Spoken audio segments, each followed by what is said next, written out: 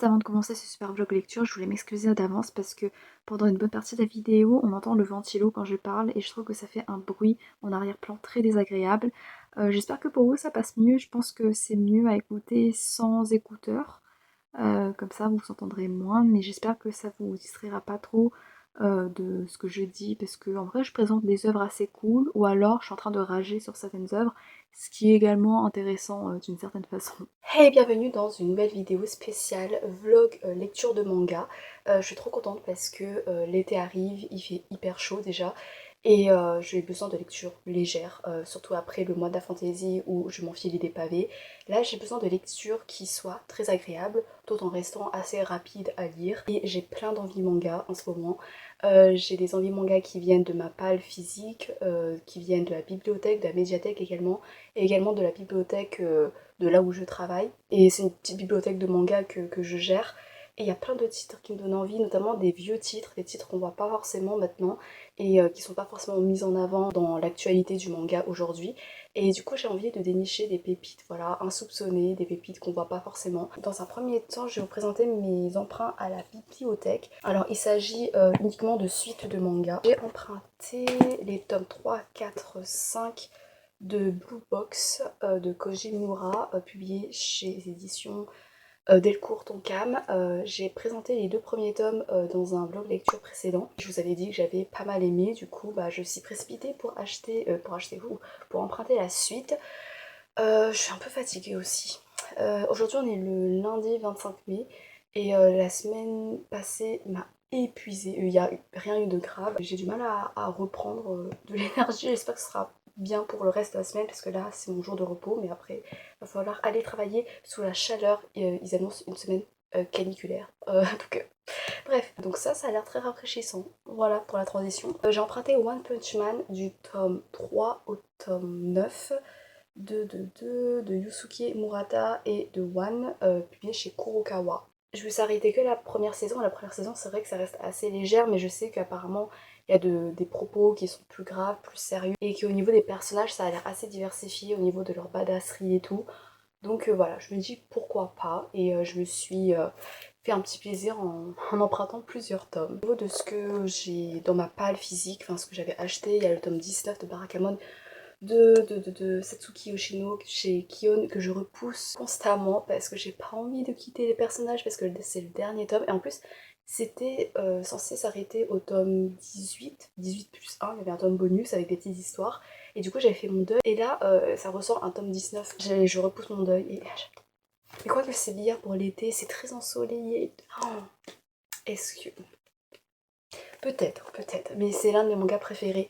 C'est l'un des mangas les plus drôles ever, vraiment, que j'ai lu de ma vie.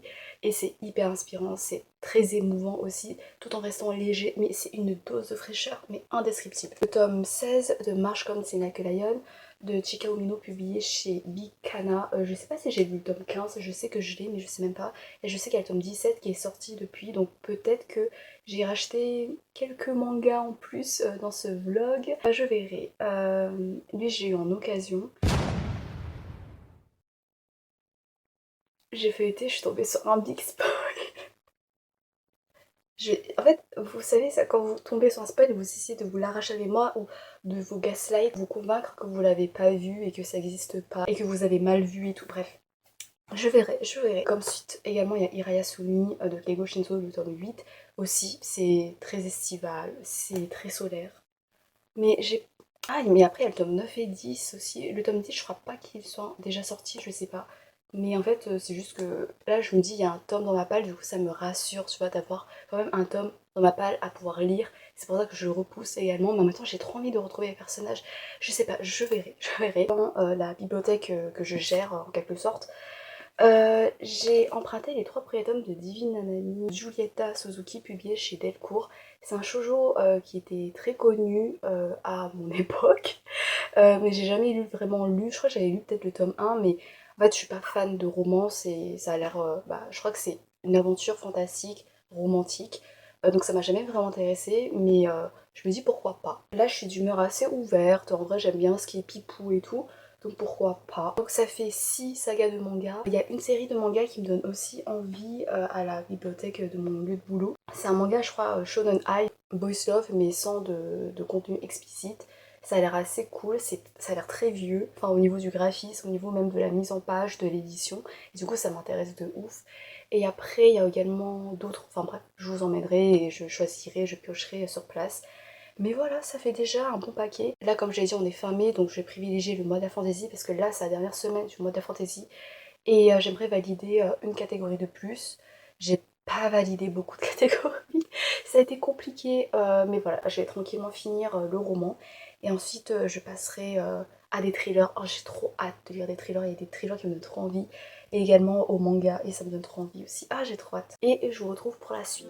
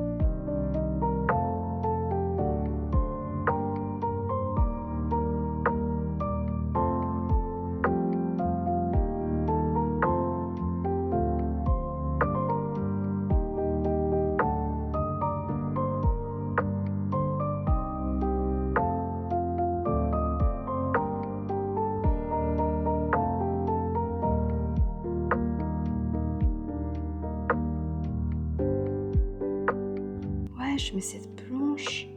Mon cerveau quand je overthink après une interaction sociale. Il y a quelqu'un, il y a quelqu'un, il a écrit ça.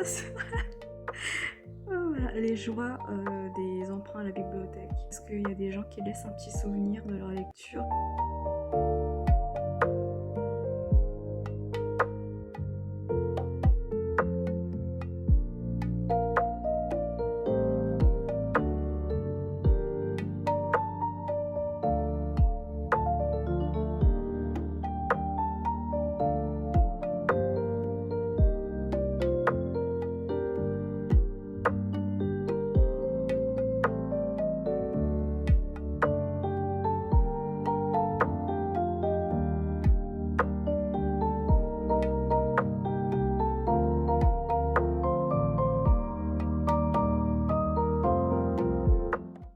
Je vous retrouve, on est le dimanche 31 mai et j'ai plusieurs petites choses à vous montrer dont j'aimerais parler un peu autour des mangas. Je suis désolée pour le bruit du ventilo, mais voilà, c'est la canicule, donc j'ai pas le choix. J'espère que ça dérange pas trop au niveau audio. Je suis allée emprunter quelques mangas à mon lieu de taf.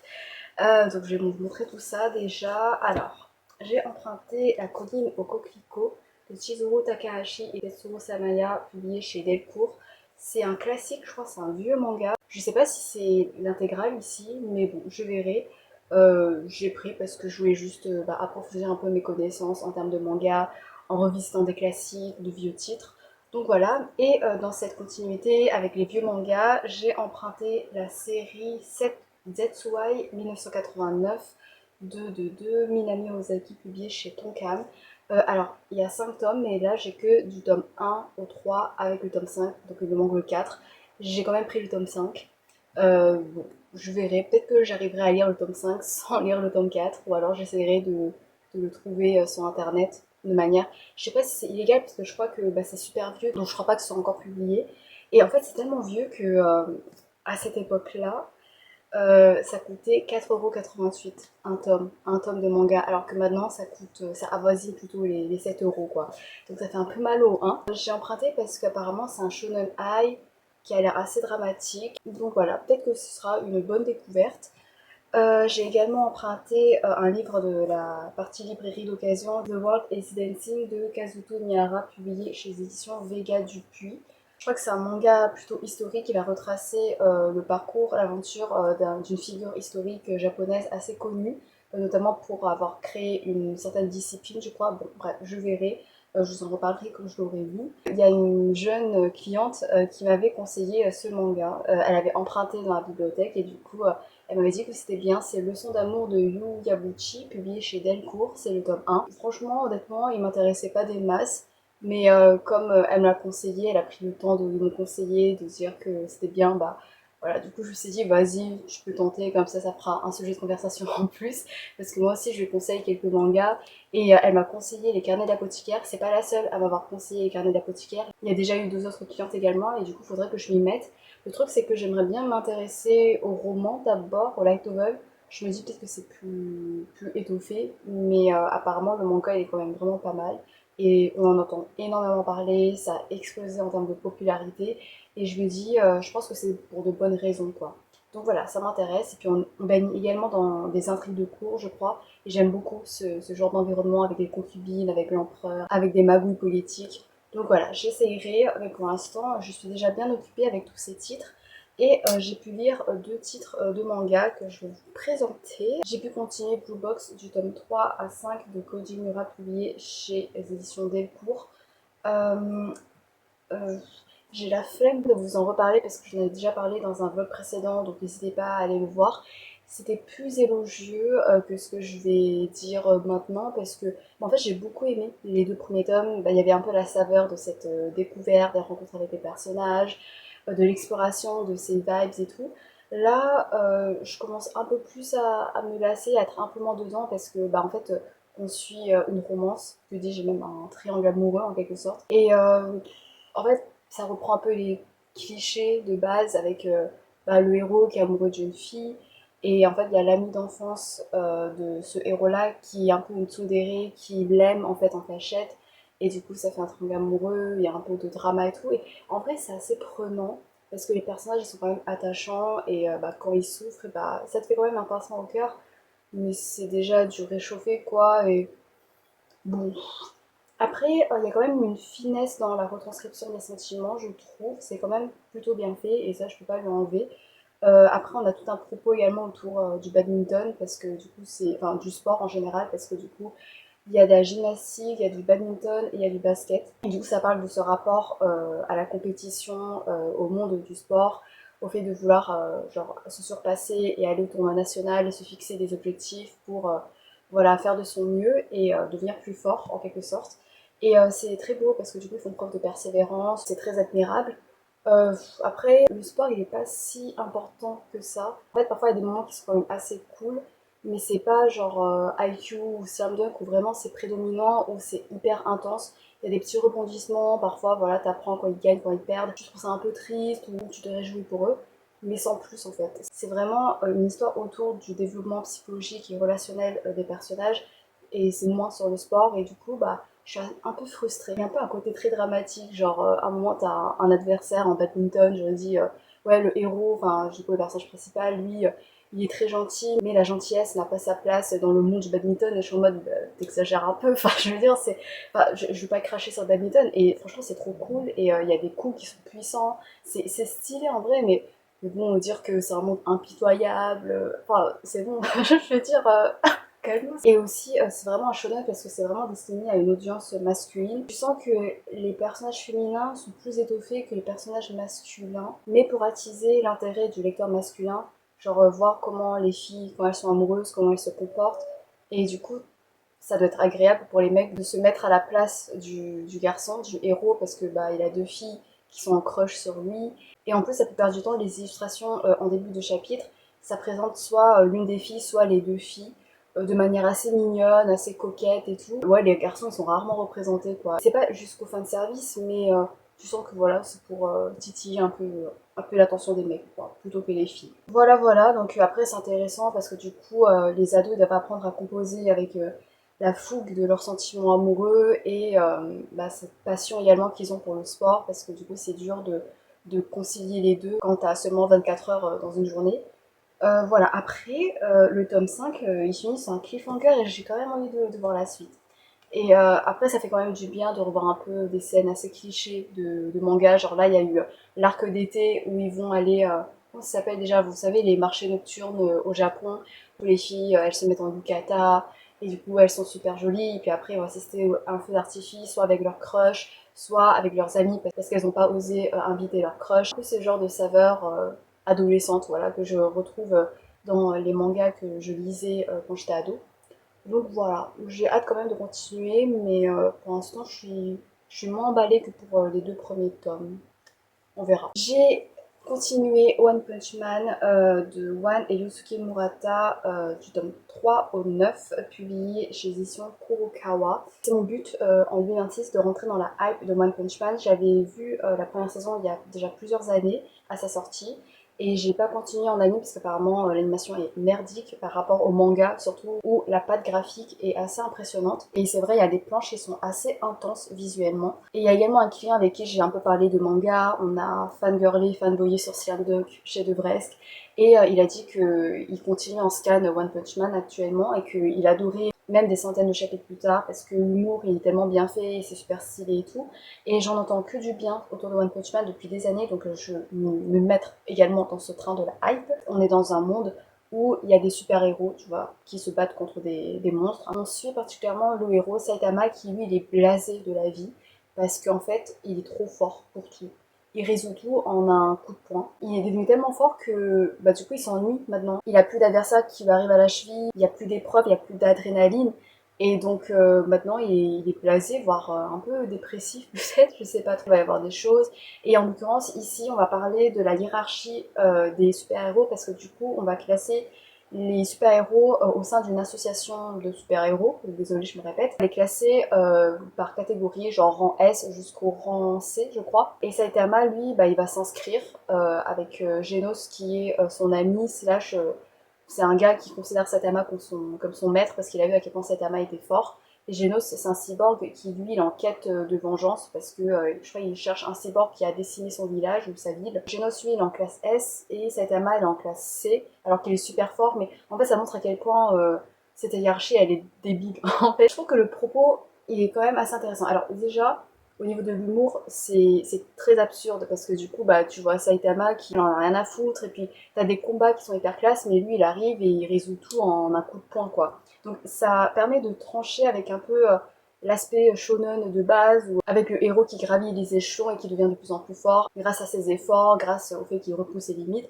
Là Saitama il est déjà au sommet, mais après bah, il n'y a plus rien quoi. Pour compenser ce manque un peu de suspense, et bah il va y avoir de l'humour et c'est assez absurde, ça m'a fait pas mal sourire ou rire. Et j'aime bien comment le design très simpliste de Saitama, voilà, genre il est comme ça tranche avec le trait qui est souvent plus profond et plus intense en général pour le chara-design des autres personnages. En fait, c'est pour montrer que bah, Saitama, il a plus rien à prouver en fait. Il n'a pas besoin d'aura farm, de se révéler physiquement charismatique pour prouver qu'il est fort. En fait, il a rien à prouver et c'est un personnage qui est assez rafraîchissant à sa façon parce que en fait, il y a des moments qui sont très touchants aussi. Au niveau de la hiérarchie, par exemple, ça va catégoriser les super-héros en fonction de leur force, en tout cas de la force qu'ils démontrent en société, de leur point de popularité, de leur succès, mais aux yeux des autres. Et en fait, du coup, ça va pas mal lisser la qualité de super-héros parce qu'au final, l'héroïsme, ça s'applique également discrètement au quotidien, dans le cercle privé. Et également, l'héroïsme, c'est à travers des valeurs que tu cultives intérieurement. Et en fait, tu vois dans la hiérarchie à quel point bah, c'est souvent hypocrite, à quel point ça peut être de l'héroïsme intéressé. Et du coup, est-ce que c'est vraiment de l'héroïsme si c'est à but intéressé, si c'est à but lucratif? Et en plus, tu vois à quel point la hiérarchie elle est ridicule parce que les gens qui catégorisent les super-héros bah, sont des gens qui sont haut placés, mais c'est des gens en costard en fait. Tu vois, c'est des gens, ils ont pas plus de légitimité que ça, c'est juste que comme, je sais pas, ils ont de la richesse, ils sont influents, bah vas-y, c'est eux qui décident de comment on voit l'héroïsme des gens. Et en fait, ça rappelle pas mal bah, notre société où c'est les plus puissants qui grappillent tout. Et c'est eux qui dictent la valeur des gens qui sont plus démunis, qui sont moins puissants, enfin les gens qui sont random comme nous. Et en fait, c'est marrant parce que si t'enlèves du coup ces gens costards qui sont au sommet du monde, bah en fait ça change rien à la fondation de la société parce que ce qui fait la fondation de la société, bah, c'est les gens du peuple quoi. Donc voilà, pourquoi je suis allée jusque là. Oui, pour parler que la hiérarchie, c'est assez cynique son fonctionnement et du coup ça fait un peu grincer les dents. Et il y a des moments assez touchants, assez doux amers où Saitama, même sans le faire exprès, il met en avant les contradictions de cette hiérarchie, de la manière dont fonctionne la société par rapport à comment est perçu un super-héros. Voilà, je rentrerai pas dedans, mais il y avait des moments assez poignants, tu vois, et ça c'était plutôt bien fait. Et j'aime beaucoup également les histoires bonus, il y en a pas mal. En fait, du coup, ce sont des histoires bonus, donc des histoires qui sont beaucoup moins frappantes au niveau de la narration que les arcs majeurs.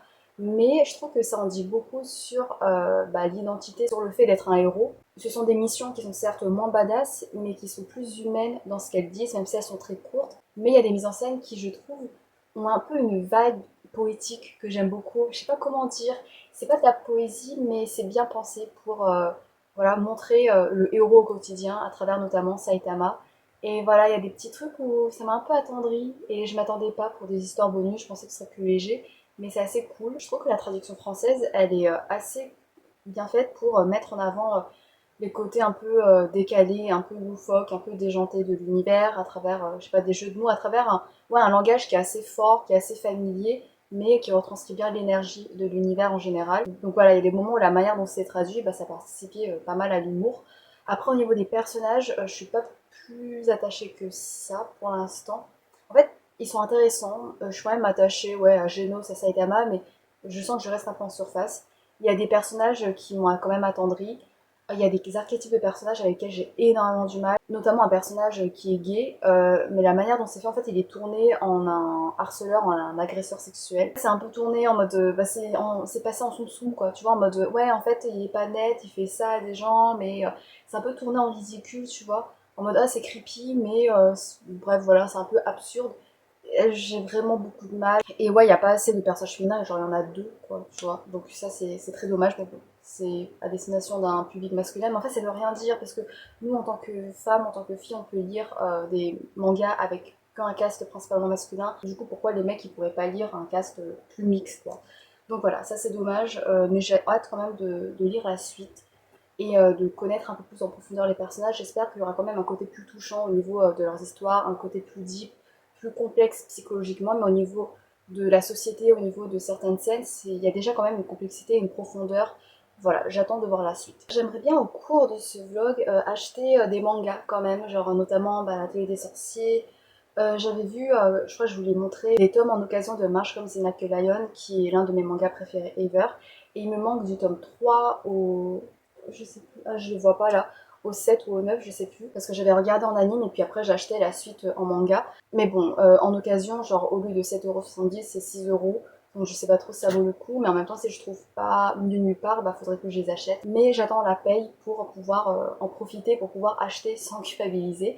Et c'est bientôt parce qu'on est le 31 mai, donc ça devrait pas trop tarder, donc je devrais avoir le temps d'acheter les mangas pour ce vlog.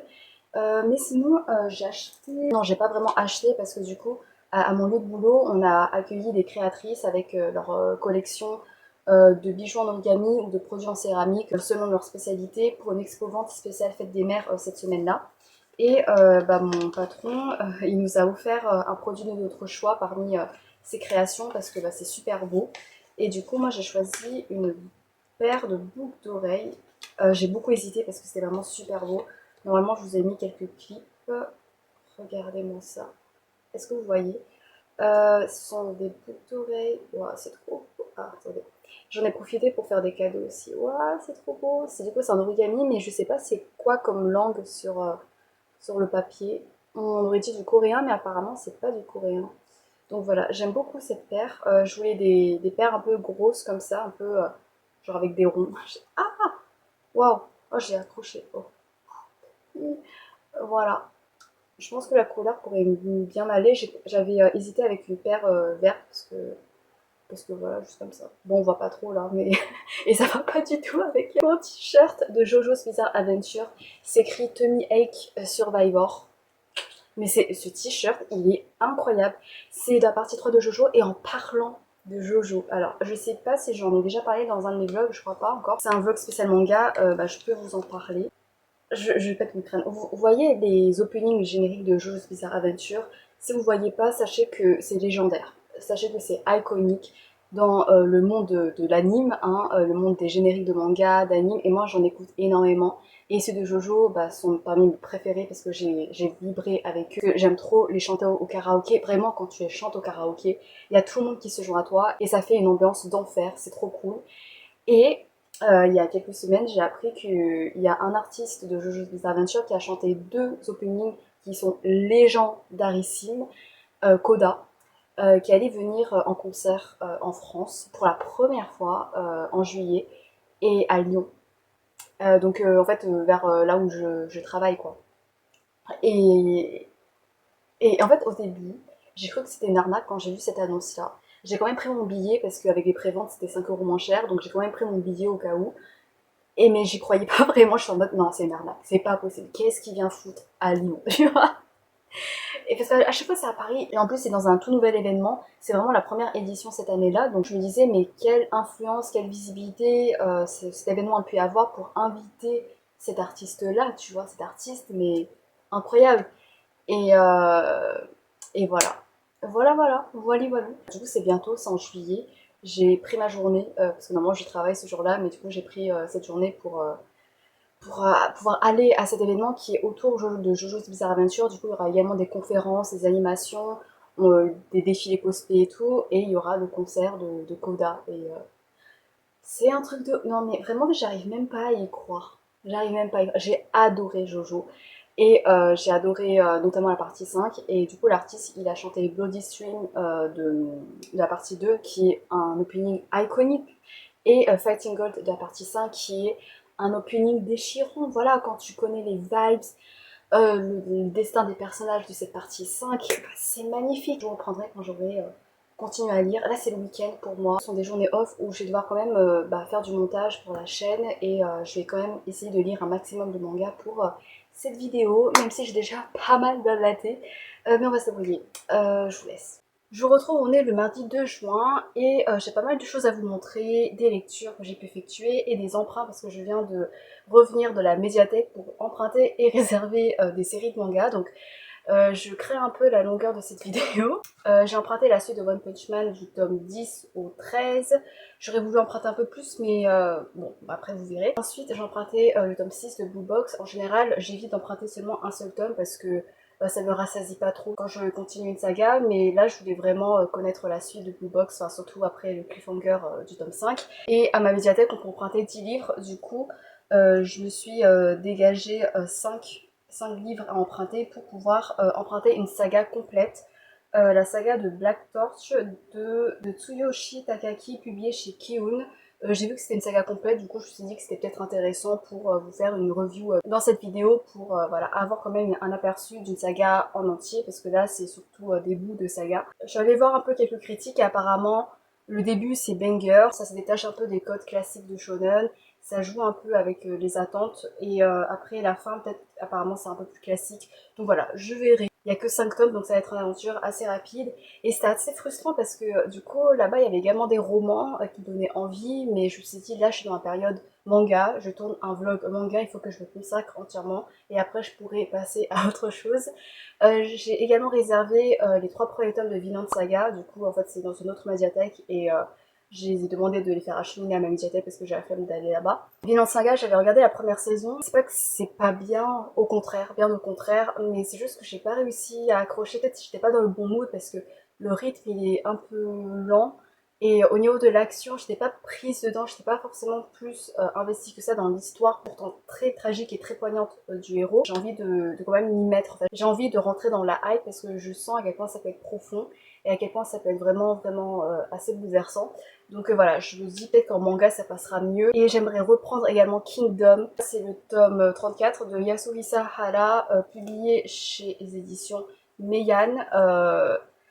Kingdom. Alors en fait Kingdom, je les ai lus d'abord en scan parce que c'était pas encore sorti en français à l'époque, c'était en 2019-2020 à l'époque. Déjà, c'était c'était à 6 ans. J'avais lu jusqu'au chapitre 600, 700, un truc comme ça. Ouais, il y a 75 tomes, un truc comme ça actuellement.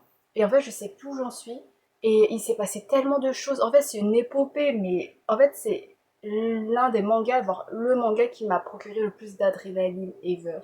Et en fait, il se passe tellement de choses, c'est hyper guerrier, c'est badass, c'est sauvage, c'est hyper intelligent aussi, enfin c'est passionnant. J'aimerais reprendre parce que bah, du coup, depuis que j'ai arrêté, il y a eu la publication en France.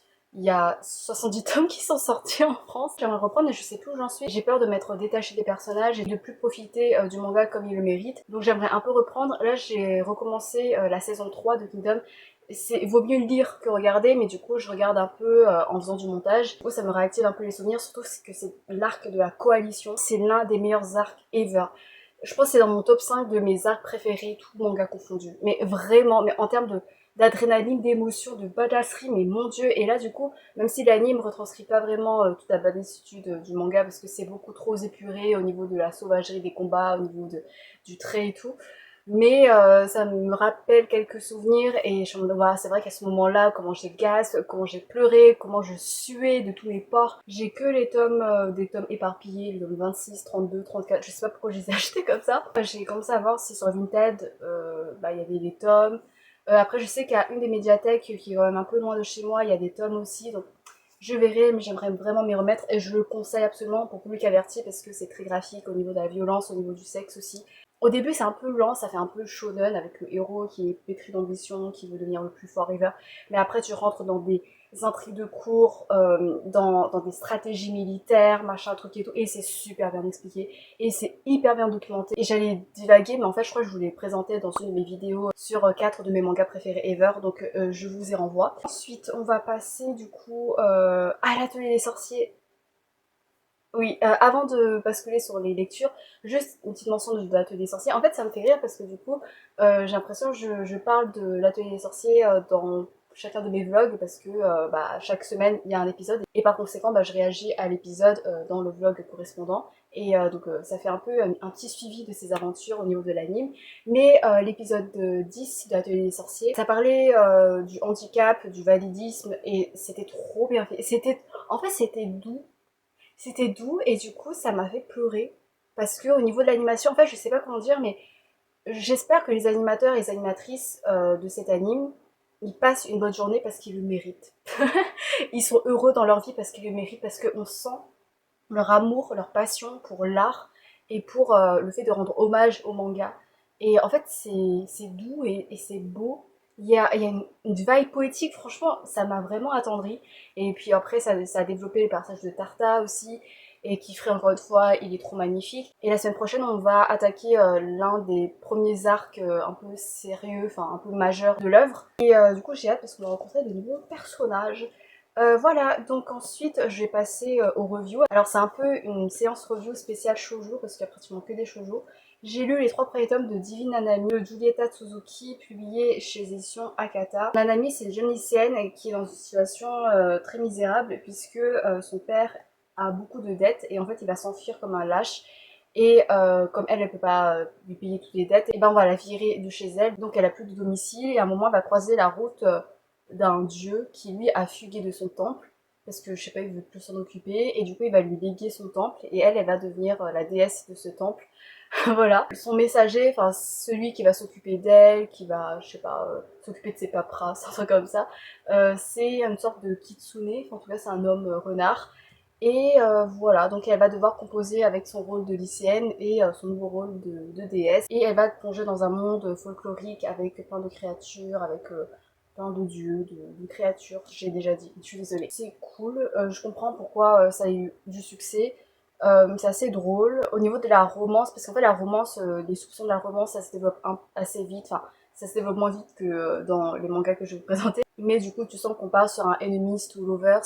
Il y a une tension un peu autour de cette dynamique parce que du coup le kitsune il doit s'occuper d'elle, mais il y a un peu cette tension parce que tu sais pas s'il s'occupe d'elle parce que c'est son devoir ou si, bah, on s'en doute, hein, mais petit à petit, il va se prendre vraiment d'attachement sincère pour elle. Et on le voit parce que parfois il semble jaloux, mais tu sais pas si c'est parce qu'il est soucieux d'elle, parce que c'est son devoir de se soucier d'elle, ou alors parce que ça vient de sentiments plus intimes. Ça me fait un peu de la peine parce que Nanami, elle dit ouais mais en fait lui c'est le seul qui se soucie de moi, ça me rend toute chose et tout, alors que bah en fait il fait ça, il est à ses côtés parce que bah il est obligé quoi, donc c'est pas vraiment sincère, mais après tu sens que ça se développe en quelque chose de plus profond et de plus authentique. Du coup, parfois elle me fait un peu de la peine parce qu'elle a l'air très seule. Après voilà, c'est assez rigolo, il y a des petites histoires qui sont assez poétiques. Après, j'ai toujours du mal avec la différence d'âge parce que donc le renard là, c'est un yokai d'il y a 100 000 ans et elle a 16 ans. Et il y a encore pire, c'est dans le premier tome, mais il y a une déesse des profondeurs de l'eau là. Du coup, elle a des centaines, des milliers d'années, je sais pas. Et elle est tombée amoureuse d'un gamin de 8 ans. Et du coup, elle s'est dit, ouais, bah maintenant il a 18 ans, donc je peux peut-être le pécho. Mais. Oh, oh mon dieu! Après, peut-être qu'ils n'ont pas la même conception, tu vois, du temps qui passe. Donc, elle avait une centaine d'années, mais peut-être qu'elle grandit moins vite. Et donc, bah, Nanami, en fait, son temple, c'est le temple de l'amour. Donc, elle va essayer d'exaucer les vœux autour voilà, des désirs amoureux et tout. Et donc, elle veut aider cette déesse à pécho le mec, mais il a quand même que 18 ans et il fait super, super jeune, quoi. Et bref, voilà. En vrai, il est bien, mais après, ça me donne pas forcément envie de lire la suite. À part peut-être pour le lore du renard, du garçon renard, parce que tu sens qu'il y a un passif assez lourd où il a commis des choses pas ouf. Et je sais pas, peut-être il y aura une quête de rédemption, de seconde chance. En vrai, je pense que c'est juste qu'il a eu un passé triste, un passé tragique. Et en fait, il y a eu des rumeurs qui circulaient autour de lui, mais en fait, quand tu te plonges dans son passé, tu découvres que c'est lui qui est incompris et qu'en fait il est pas si méchant que ça. Je pense que c'est un truc comme ça. Vous me direz, vous pouvez me spoiler dans les commentaires si vous voulez, parce que je compte pas trop continuer en vrai. J'ai lu Leçon d'amour de Yu Yabuchi, publié chez Delcourt.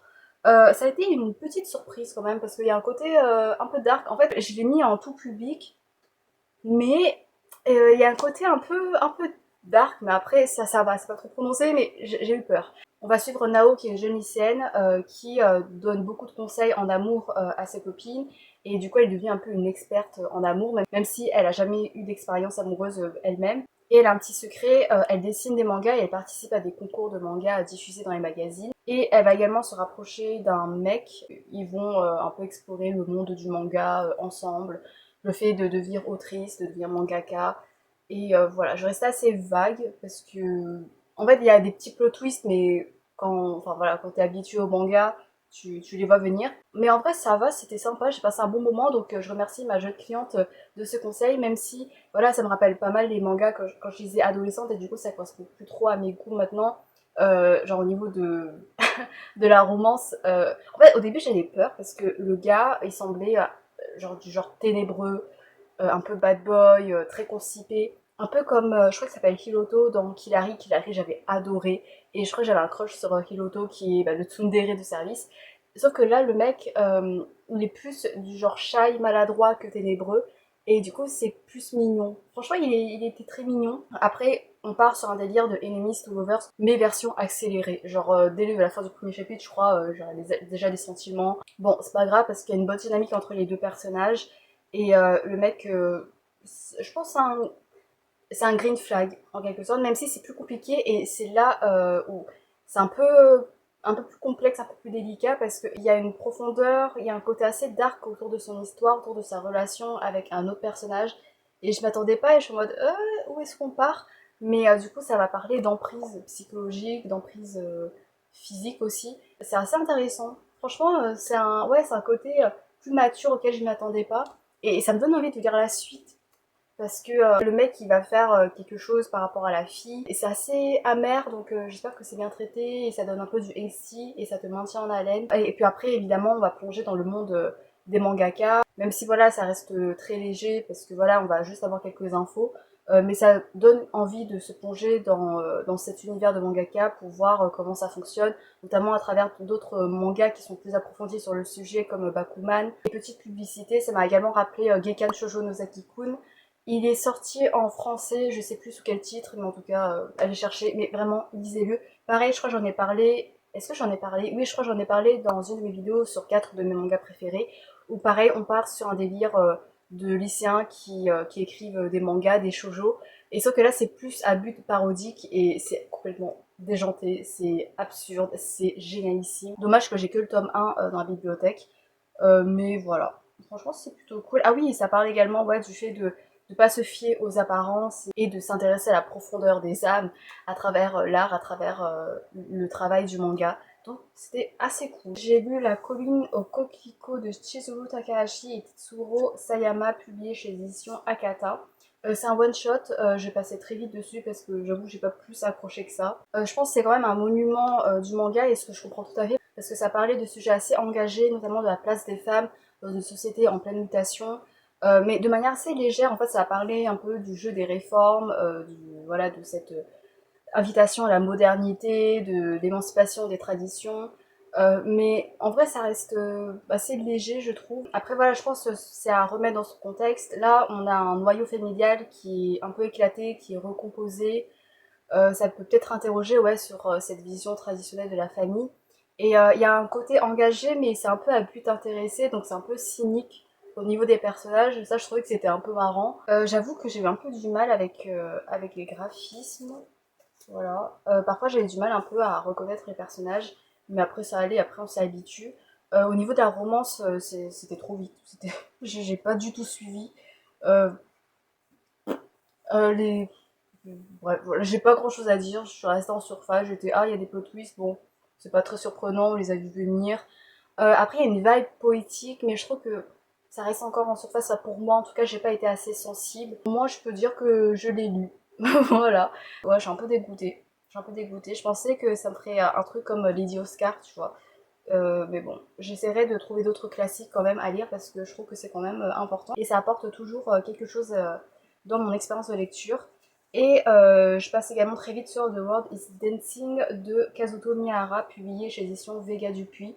On va parler du futur créateur du théâtre No, qui est donc un art traditionnel japonais très connu. C'est la genèse en fait, enfin, il est encore enfant. C'est le fils du grand maître de l'art du Sarugaku, qui est l'ancêtre du théâtre No. On voit l'enfant qui explore son corps dans la danse. En fait, il n'arrive pas à y découvrir, à y ressentir une passion par lui-même. Il travaille en tant que jeune artiste parce que c'est son père qui l'oblige un peu. Mais d'abord, il danse sans conviction et ensuite, il va tomber sur une femme qui effectue une danse très maladroite mais très authentique. Et ça va produire un déclic chez lui et du coup, bah, ça va lui donner envie de se plonger corps et âme, surtout corps du coup, dans la danse. Et après, je sais pas, j'étais pas plus emballée que ça. En fait, je sais pas, je sens que j'étais encore détachée des personnages. Et après, c'est beau, hein. Enfin, c'est très beau, il y a une vibe, oh là, pardon, ça a égaré. Il y a une vibe assez poétique, il y a une vibe assez brute dans la manière de montrer les sentiments, je sais pas comment dire. C'est intéressant, tu vois, mais je sais pas, il y avait un côté... Après, je sais pas, c'est pas ce à quoi je m'attendais. En voyant la couverture, je pensais que ce serait plus, je sais pas, dans la délicatesse ou quoi. Là, c'est plus dans quelque chose de plus brut.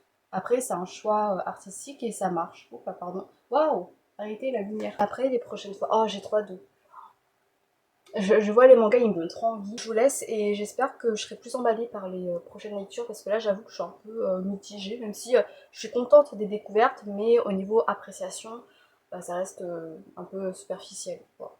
Voilà.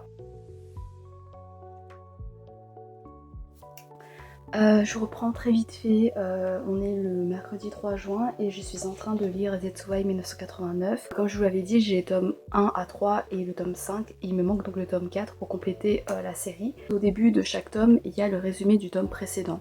Et donc je me suis dit, bah je vais quand même entamer le tome 5 et je vais lire le résumé du tome 4 au début de ce tome. Ça me suffira au pire. Parce que j'aime bien mais sans plus, mais dans les 3 premiers tomes, j'aimais bien comment ça pouvait dépeindre l'amour non réciproque que pouvait ressentir l'un des protagonistes pour l'autre héros, le fait que c'est assez torturé, que c'est très passionnel, mais que le mec, voilà, il se remet en question et il a de bonnes intentions. Avec un sentiment positif comme ça, je me suis mis au tome 5. J'ai lu le résumé donc du tome 4.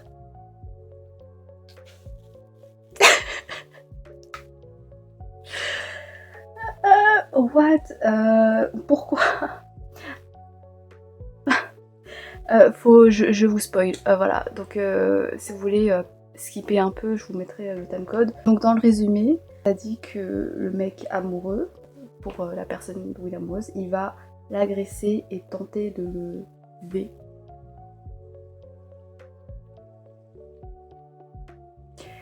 Et au début je pensais que ce serait une romance, mais là c'est pas possible. Sa tentative échoue, mais une blessure profonde reste dans leur cœur à tous deux, quoique différente pour chacun. Bah oui, mais on s'en fout de la blessure de l'agresseur, enfin c'est bon, c'est... En fait, je me suis quand même pris un peu d'attachement pour lui, j'aimais bien sa complexité, le fait que voilà, en vrai, de base, il est pas c'est pas quelqu'un de gentil, et je l'ai pas considéré comme quelqu'un de gentil. Mais il y a, mais il y a un gouffre entre ne pas être gentil et commettre, essayer de... Voilà, donc j'ai peur, j'espère qu'ils vont pas finir ensemble. Hein. Non mais regardez-moi ce psychopathe, mais regardez-moi la tronche qu'il fait, parce qu'il est jaloux, mais il va tuer quelqu'un, il va tuer quelqu'un, je suis sûre et certaine. Non, non, non, non, non, non, non, non, non, non. Attends.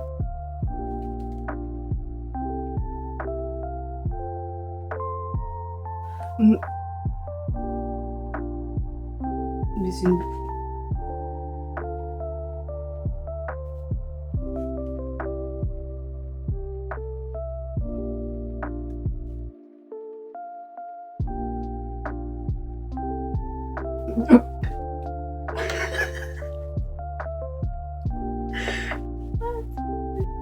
Mais c'est pas ça. Les gens dedans sont tous détraqués en fait, c'est pas possible.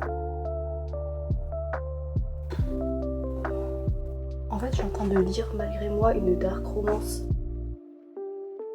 Et c'est pas ce que je voulais en fait.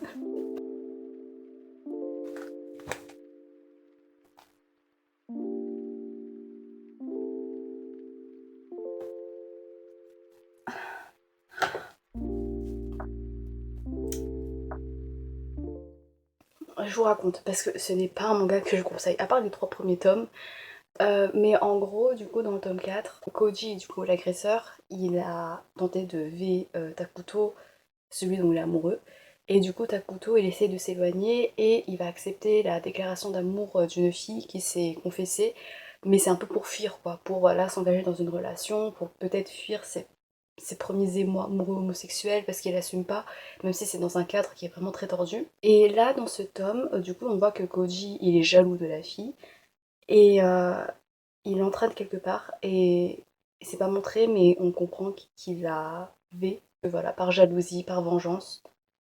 Et parce que il se dit que lui il aime plus Takuto que elle ne l'aime, enfin bref.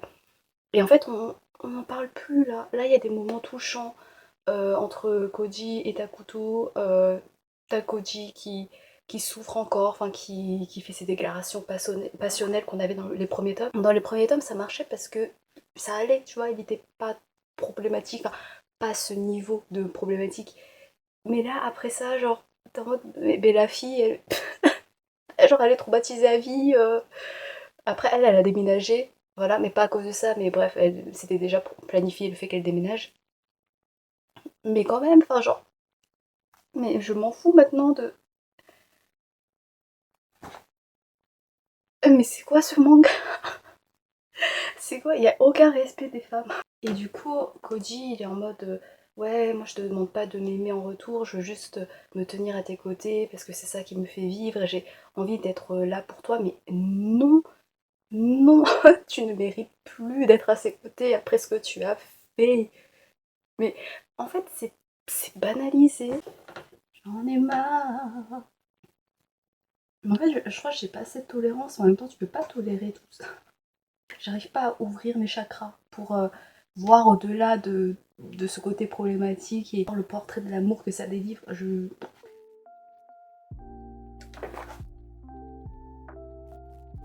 fait, ça aurait pu être intéressant parce que voilà, il y a l'éveil de leur amour homosexuel et du coup, c'est difficile d'accepter ça quand dans la société, voilà, c'est vu comme une perversion. Et du coup, Takuto, lui, il est un peu perdu, il a pas encore répondu aux sentiments de Koji, ce qui est tout à fait normal vu ce qu'il lui a fait subir. Mais en fait, les gens autour d'eux, je sais pas si du coup ils sont au courant de ce que Koji a tenté de faire et a fait également pour la copine, l'ex de Takuto. Ils sont en mode, il dit quoi? Je sais qu'on ne comprend jamais ses propres sentiments, c'est pour cette raison que tu ne dois pas fuir. Même si tu as peur, tu n'as pas le choix en mode essaye d'écouter tes sentiments, d'écouter peut-être ton amour pour Koji. En fait, ils se rendent pas compte qu'ils sont en train de le balancer dans la gueule du plus gros monstre dégueulasse là.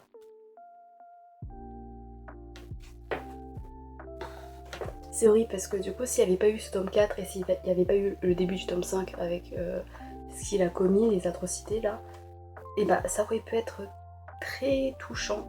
Avec ce côté poignant, parce que c'est complexe au niveau de l'amour, ça se concrétise. Enfin, pour l'instant, là où j'en suis, ça se concrétise pas forcément, et j'aime bien cet entre-deux de base. Mais là, mec, vous m'avez compris. Il y a une suite avec Koji qui est encore plus creepy et obsessed qu'ici.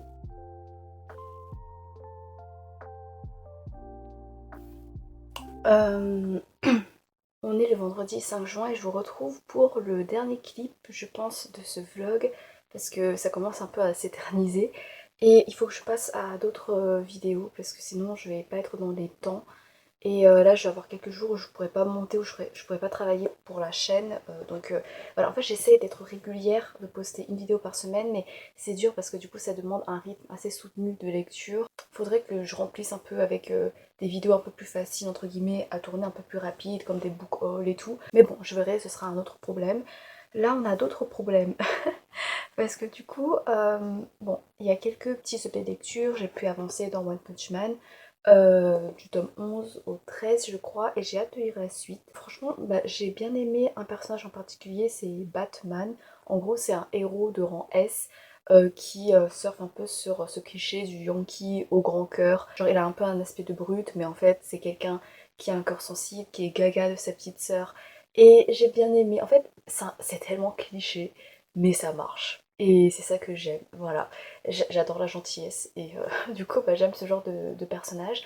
Après je reste encore sur ma faim parce qu'il y a des personnages, bah, en fait je les aime bien mais j'ai pas de coup de cœur où je les adore pas, tu vois. Il me manque un peu une émotion en plus, il me manque des histoires touchantes. Et là en ce moment on a un énorme arc avec notamment un personnage antagoniste, Garo. Intrigue, pour l'instant, ouais, c'est le mec qui est très brut, qui ne jure que par la violence et par la puissance. Je me dis peut-être que, voilà, en fait, il cache un truc, qu'il est plus profond que ça. Après, voilà, tu sens qu'il y a des moments où, voilà, il y a quand même des valeurs humaines, mine de rien, mais après, ça reste très léger, donc à voir avec la suite. Je vous avais dit que j'avais emprunté toute la série de Black Torch. J'avoue que je pense que je vais abandonner, je vais DNF parce que je suis pas dans le mood, j'ai la flemme d'en parler. Le premier tome il est vraiment sympa, mais je suis pas attachée au personnage, je m'en foutais de ce qui allait se passer. Je pense que je suis pas dans le bon mood, et donc je vais pas me forcer parce que là j'ai lu déjà quand même pas mal de séries de mangas. Voilà, on va s'arrêter là. J'ai lu la suite de Blue Box aussi, j'ai lu le tome 6 que j'ai bien aimé, mais je vais garder pour la fin histoire de quand même finir ce vlog sur une bonne note parce qu'il faut que je parle du cas de ZY 1989 qui, vous en doutez, c'est un cas assez particulier, assez délicat à aborder. Ça a été honnêtement l'une de mes motivations principales pour commencer ce vlog parce que quand je rangeais la mangatech dont je m'occupais, et bah ce titre me faisait de l'œil, je me disais il faut que je lise et peut-être en faire un vlog lecture où voilà je vais pouvoir présenter. Donc c'est à l'origine en quelque sorte de la naissance de ce vlog, même si le vlog niveau qualité c'est pas très ouf, notamment au niveau de la qualité audio je suis vraiment désolée parce que je pensais pas que le ventilo allait faire autant de bruit et allait autant parasiter la qualité audio. Et d'ailleurs ça a gâché complètement bah, ma vidéo sur The Poet Empress et j'en suis extrêmement dégoûtée et désolée, mais j'ai pas envie de retourner parce que ça prend trop de temps et au niveau du montage aussi ça prend trop de temps. Donc j'espère que vous avez quand même apprécié le contenu de cette vidéo parce que ça me tient beaucoup à cœur et je pense qu'on le voit, j'ai quand même mis bah, du cœur, voilà, je me répète. Pour Z Y 1989, au début du vlog, j'avais dit que j'espérais dénicher des pépites insoupçonnées et je pensais à ça. Parfois on voyait à quel point j'étais hypée de lire voilà, certains mangas dans ce vlog, je pensais notamment à ça. Et en fait c'est pas vraiment une pépite insoupçonnée parce qu'apparemment c'est quand même une œuvre majeure du boys love, notamment à l'époque où il n'y avait pas vraiment de titre. Et du coup c'est devenu un peu une référence. Et ça a notamment agi un peu comme un des précurseurs de cette tendance peut-être en yaoi, en boys love, avec ce genre de relation passionnelle, avec ouais, le rapport de force ou qui s'aimer, tu vois. Donc bah je voulais lire des classiques en manga, comme je l'avais dit avec la colline au coquelicot. Bah j'en ai lu une autre, mais c'était pas le genre de classique que je voulais forcément lire, quoi. J'ai la flemme de vous le résumer, je pense que j'en ai déjà pas mal dévoilé. Voilà, relation passionnelle avec un mec qui est obsessed avec un autre, s'éveille à ce désir homosexuel et ça me dégoûte. Non, ça me dégoûte pas. mal formulé, hein, mais ça me dégoûte parce que on est le mois de la Pride, et du coup je me disais, vas-y, ça rentre parfaitement dans le thème, je vais lire un boys love, je vais découvrir un nouveau manga qui me fait de l'œil, ça va être super cool, voilà, je vais célébrer la Pride comme ça le mérite, et non, non, j'ai pas célébré de la bonne façon avec la bonne œuvre. En fait, je voulais lire un boys love, une romance, et je suis tombée sur une dark romance, et c'est pas ce à quoi je m'attendais. Enfin, déjà, la dark romance, je prends mes distances parce que je sens que je suis pas encore réceptive, et peut-être que je le serai jamais parce que j'ai vraiment du mal à accepter certaines choses. Et donc, j'ai l'impression d'avoir lu contre mon gré une dark romance là. Après, comme je l'ai dit au début, c'était très intéressant parce que du coup, il y a des réflexions autour du portrait de l'amour, autour de cet éveil de l'homosexualité dans une société qui réprime ce désir-là, cette identité-là, et qui trouve ça anormal. Il y a des réflexions qui sont retentissantes, qui sont assumées sur le fait d'aimer une personne pour ce qu'elle est et pas forcément pour son genre. Il y a un côté qui est assez poignant avec des déclarations passionnées, avec un graphisme assez brouillon, j'avais un peu du mal. Mais voilà, en vrai ça allait, tu vois, genre ça rentrait un peu dans cette dynamique très mélodramatique, très angsty, où au nom de la passion tu vas te perdre, tu vas t'aliéner, tu sais plus quoi faire. Et du coup, quand tu arrives à adhérer à ce genre de récit, ça peut être assez vertigineux parce que t'as l'impression de t'y perdre, t'as l'impression d'être frappé de douleur au même titre que les personnages, et ça peut marquer vraiment. Mais là, bah, comme je l'ai expliqué, en fait, le héros, enfin le protagoniste, va commettre des choses que je trouve impardonnables et j'arrive pas à passer outre. Et le truc, c'est qu'après, on va pas explorer les traumas de ses victimes. Et en fait, on va faire pire. Parce que du coup, il va faire subir un truc horrible à la fille. Enfin, la fille qui sort avec le mec dont il est amoureux. Après, la fille, elle est complètement oubliée. Vraiment, elle revient pas sur ce qu'elle vient de subir. Il n'y a pas de dénonciation. En fait, ça participe à du angsty, mais c'est trop forcé. Parce qu'il y a... En fait, c'est dramatique pour être dramatique. Et en fait, on va pas explorer tout le poids psychologique, tous les traumatismes derrière. Et donc, bah, ça reste très léger, très superficiel, et c'est horrible la manière dont c'est amené. Et c'est hyper oppressant parce que du coup, le protagoniste agresseur, face à sa victime, à l'autre héros, en fait, il a imposé sa présence. Il veut se racheter auprès de lui, et l'autre, il a pas forcément de place pour faire le tri dans ses sentiments. Il semble très résigné, et c'est hyper perturbant à voir. Et voilà, en fait, j'aime bien quand les personnages sont imparfaits, quand voilà, ils vont commettre des choses horribles. Dans The Poet Empress, t'as le protagoniste masculin, l'anti-héros. Il est horrible, vraiment, et j'ai adoré le détester, mais j'ai également appris à le connaître et quand même à l'aimer. Mais là, en fait, ça touche à des violences sexuelles. Et je trouve que c'est une question trop actuelle pour que j'arrive à prendre du recul et que j'arrive à, entre guillemets, passer outre pour apprécier la beauté et la complexité du personnage. Là, c'était trop, et la manière en plus dont c'était abordé avec, comme je vous l'ai dit, une édulcoration des traumatismes, des conséquences de ces actes, bah ça fait que ça nourrit ta frustration et j'arrivais plus à prendre au sérieux le récit. Ça va aborder ouais, cet amour passionnel et tout. Et du coup j'en ai discuté avec des amis et on se demandait si en fait si c'était une romantisation ou si c'était une critique, parce que je lui laisse le bénéfice du doute.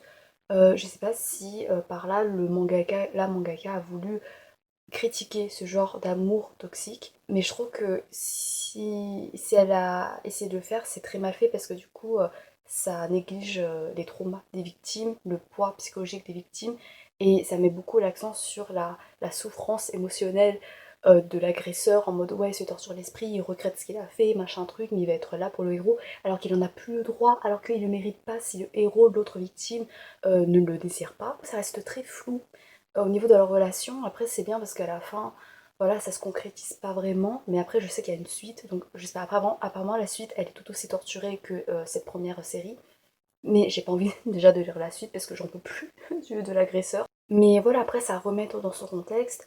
Il y a des choses donc qui ont très mal vieilli. Mais du coup, c'est encore plus dur de le lire maintenant où on est plus conscient sur certaines questions, où voilà, ce sont des questions qui prennent de plus en plus d'ampleur à juste titre, et ce sont des combats qu'on mène encore actuellement et qui sont très délicats à mener parce qu'il y a encore plein d'injustices. J'ai pas aimé la manière dont l'homosexualité était dépeinte parce que bah, c'est lié beaucoup avec cette passion destructrice, avec cette aura tragique en mode c'est impossible pour toi d'être heureux, et ça, ouais, ça participe un peu à ce cliché de l'homme gay qui peut être dangereux, qui cède à ses pulsions, je sais pas quoi. Je sais pas, c'est en fait, ouais, c'est un très mauvais portrait de l'homosexualité parce qu'il y a un peu cette frontière qui est brouillée entre les souffrances liées à une homosexualité réprimée et les souffrances liées au fait que bah t'es juste obsédé par l'autre mec et du coup t'arrives pas à poser des barrières et tu deviens envahissant et très toxique et tu deviens un agresseur. Et ce qui a mal vieilli également, ça au niveau de la traduction, c'est très mal traduit. Il y a des trucs que je comprenais pas. Voilà, voilà. Après ouais, c'est assez délicat de lire, de relire de vieux mangas parce que bah, c'était notre époque, c'était une autre mentalité et même en fait c'est notre culture parce que du coup les mangas c'est à destination d'un lectorat japonais et on n'a pas forcément le même type d'humour, on n'a pas forcément la même manière d'aborder certains thèmes. Euh, genre j'ai l'impression que les japonais, ouais, ils sont plus ouverts aux blagues un peu perverses, au fanservice. Je dis pas que dans le lectorat occidental on est parfait, hein, mais que les mangas c'est de base adapté à un lectorat japonais, donc ils n'ont pas la même sensibilité que nous, ils n'ont pas les mêmes attentes. Et qu'il y a des parents qui, voilà, ils cherchent des mangas où c'est safe, c'est 100% safe, mais du coup c'est quoi être safe? S'il y a un peu de violence, est-ce que ça reste safe? Comment évaluer la violence qui peut être accessible pour les enfants? Voilà, c'est assez compliqué et puis ouais, j'ai également du mal par rapport à tout ce qui est fanservice parce que genre il y a des mangas ecchi où c'est un peu normalisé mais après ça reste bon enfant, mais en même temps est-ce que ça pourrait être une mauvaise influence chez les enfants, dans leur éducation? En fait il y a plein de questions autour de la responsabilité quand tu conseilles des mangas. Ça me travaille un peu l'esprit. Voilà, je suis désolée, je suis un peu brouillonne parce que en fait j'ai plein de questions et je sais pas comment les formuler. Peut-être c'est en vrai c'est des questions, c'est bateau et faut pas vraiment que je me casse la tête, mais je me casse quand même la tête. Donc ça m'a choquée, ça m'a heurtée, ça m'a dégoûtée. Je suis allée voir des critiques et il y a pas mal de gens qui sont fans, qui ont aimé ce côté angsty, ce côté très torturé. Mais comme j'ai dit, j'arrive pas à passer outre les actions du protagoniste. J'ai pas adhéré à la manière dont ça a instrumentalisé les violences sexuelles pour créer quelque chose de dramatique, quelque chose qui te bouleverse et tout, parce que je trouve que c'était mal développé, que c'était mal abordé. Voilà, après c'est peut-être à remettre dans son époque, parce que voilà, c'est pas la même manière d'aborder les choses, mais j'ai quand même eu du mal, et j'ai quand même eu du mal à me détacher de ça, à remettre dans son contexte pour relativiser. J'ai quand même été pas mal choquée. Donc voilà, ça a été une expérience. Et pour finir, j'ai lu le tome 6 de Blue Box, alors j'ai passé très rapidement dessus. J'ai préféré au tome 3 à 5 que j'ai lu, je sais pas pourquoi, parce qu'il y a eu une évolution au niveau des sentiments, au niveau des relations entre les personnages. Plusieurs fois, je me suis surprise à être attendrie, à gasp, à avoir des réactions orales, c'est-à-dire que vraiment j'étais prise dans l'histoire et je me suis dit, en fait, l'amour c'est trop mignon, c'est trop bien en fait en shoujo quand même, parce que c'est super sympa à lire, parce que quand tu t'attaches au personnage, et bah t'es investi avec eux facilement et ça te procure des sentiments assez agréables. Donc voilà, là il y avait des scènes assez mignonnes, je trouvais au niveau du rapprochement entre les personnages, où ça me titille un peu parce que c'est encore platonique, mais il y a des sentiments et du coup c'est un peu ambigu et j'aime bien cet entre-deux. Donc en fait j'ai surtout peur de l'étape où ils vont devenir officiellement un couple parce que c'est en général là où je perds mon intérêt. Et voilà, je vais terminer avec ce vlog parce que il dure déjà assez longtemps je trouve. J'ai pas acheté de manga comme je l'aurais voulu, j'aurais dû acheter les tomes de Marche comme Zina que Lion, mais en fait j'ai la flemme, je commence à avoir mal à la tête. Je sais pas si c'est parce que j'ai pas beaucoup mangé, du coup je commence à avoir faim et je parle trop, je sais pas, mais je commence à avoir mal à la tête, du coup je vais finir. Merci beaucoup d'avoir regardé jusqu'à la fin, je suis désolée pour la qualité audio, ça va s'améliorer, je ferai plus attention pour les prochains vlogs. Parlez de vos lectures manga, dites-moi si vous avez des mangas à me conseiller, surtout au niveau du boys love, au niveau du girls love. Je sais qu'il y a le tome 4 de Shiwasen no Kai qui va sortir, je sais pas quand, mais j'ai très hâte de la suite. Sinon voilà, n'hésitez pas au niveau des yaoi, des shonen ai, des shoujo ai, des yuri. Waouh, j'ai vraiment une migraine qui... Waouh, j'ai vraiment la tête qui commence à tourner. Très bonne lecture à vous et je vous quitte pour aller m'allonger un peu. À bientôt peut-être, je sais pas, j'espère, salut.